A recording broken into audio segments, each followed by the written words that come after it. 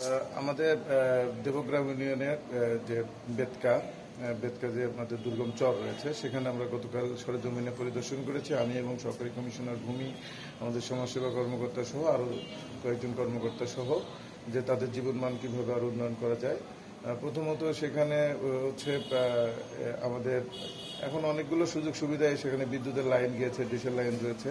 তো তাদের যে ঘরগুলো করে দেওয়া হয়েছে সেগুলো 17-18 অর্থ বছরের, সেগুলোতে কিছু সংস্কারের কাজ এই মুহূর্তে প্রয়োজন হবে।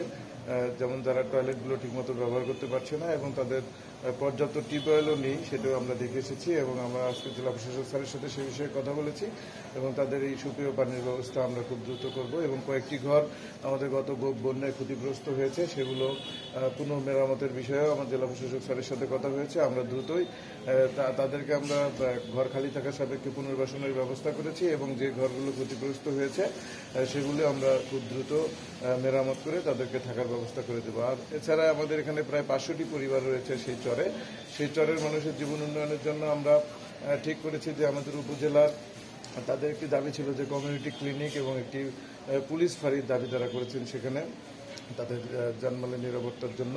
তো বিষয়টি আমরা আইন শৃঙ্খলা মিটিংয়ে কথা বলবো এবং ইতিমধ্যে আমি যে জেলা প্রশাসক স্যারের সাথে এই বিষয়ে কথা বলেছি।